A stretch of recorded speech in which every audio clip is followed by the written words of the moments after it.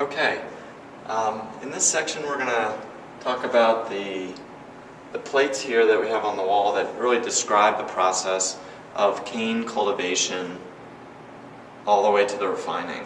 And this is taken from Denis Diderot's Encyclopedia, a French publication that featured all kinds of arts during the 18th century. This is 1760s, and in these 7 plates he shows in great detail how sugarcane is processed.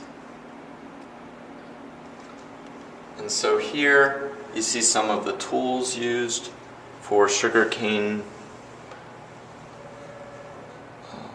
production, particularly for harvest. So this is a hoe for sowing the cane, and this is a sugar knife for cutting. And you'll see a very similar knife right here on the wall. This I actually bought at a flea market. It came from the American South, and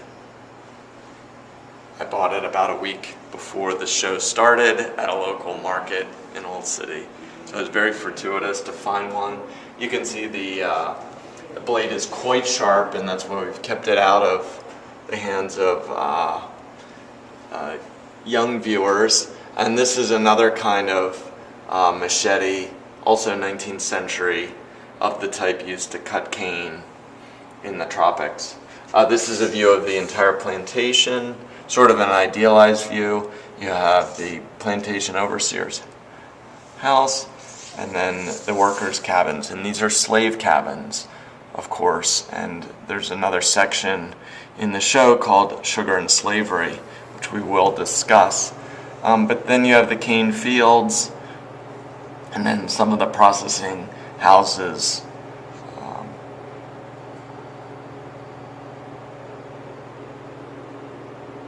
This is the French West Indies. So what happens is the cane is cut here, uprooted, and then it's put into one of these, it's called a canoe, and the cane is then mashed to extract the beginning parts of the juice, to get some of that initial water out and to allow you to carry as much cane as possible.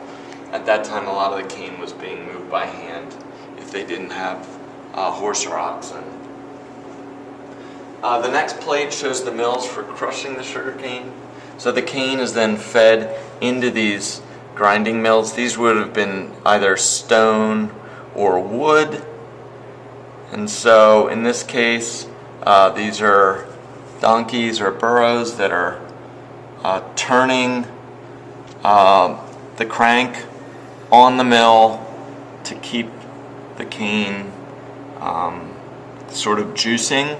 And so the cane is then fed into here, and the juice that is retrieved kind of squirts down into these sections.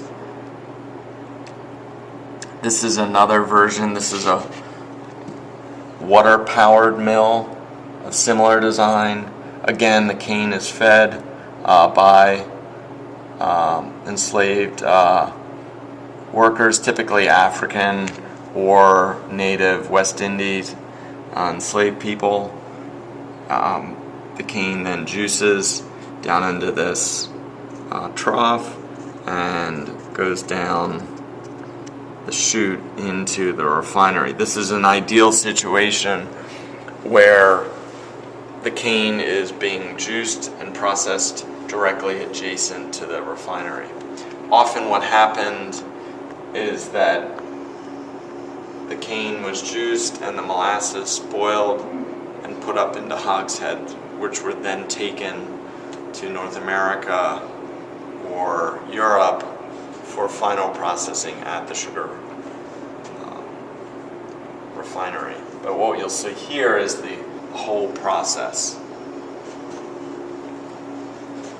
Plate 3 shows the sugar boiling tools, and so here's the continuation of the cane juice sort of going in, and then it's being dumped into these series of kettles or cauldrons that boil it down, descendingly smaller and more concentrated product.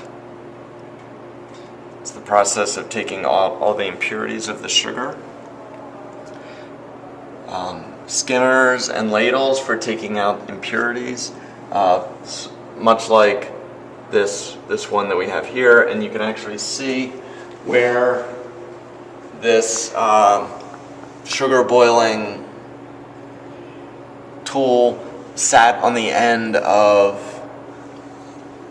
a cauldron at one point, where it was skimmed and used to ladle off unwanted material. So back to this with the cauldrons, you'll see these have little brackets on the side to allow them to tip into one another to allow the process to continue unabated.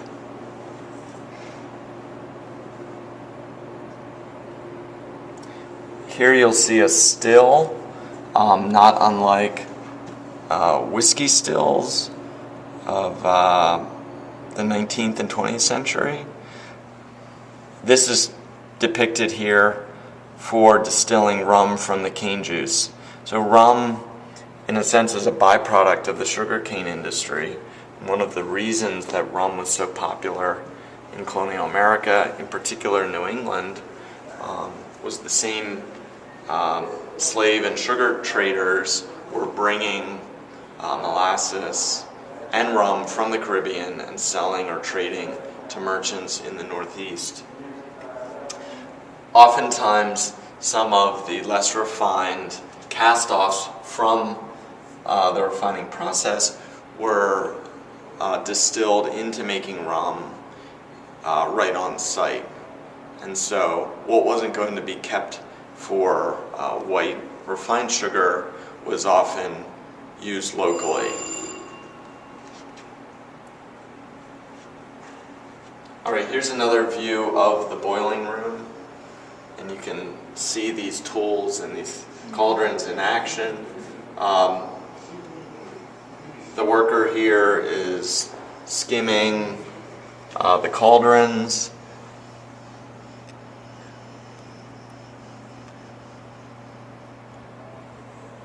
This tool is called a bec de Corbin. And my understanding of this is that these were used to scoop the final stage of boiling a product, molasses, into the sugar forms.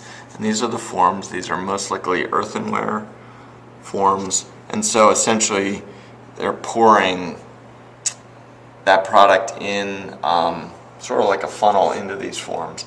And this worker is kind of tamping it down. Make sure the form is full and to get the bubbles out of it.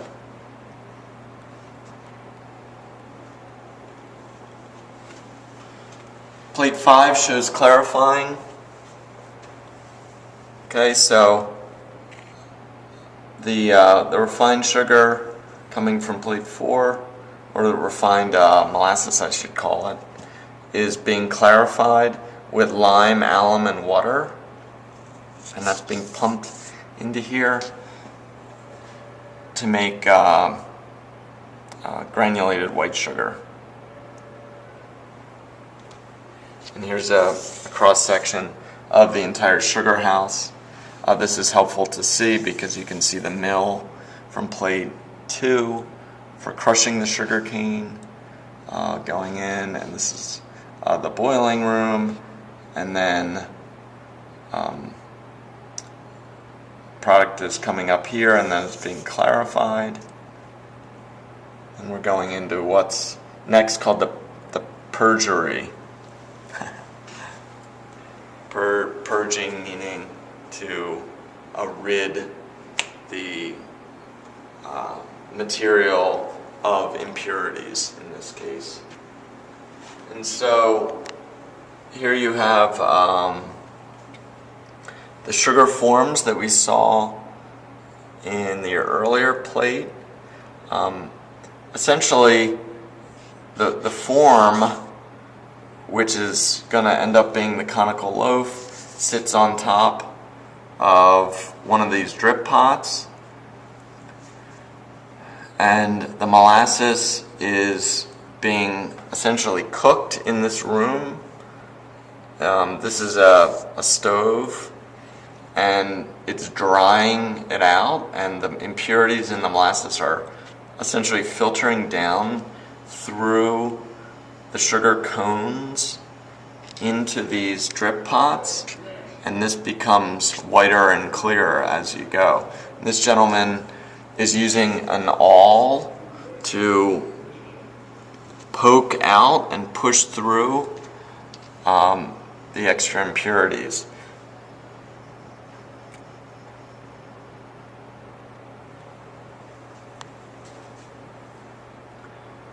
So after a certain period of time, and this might take weeks to get this just right, when these are fully formed into dry cakes or loaves, they're then put into this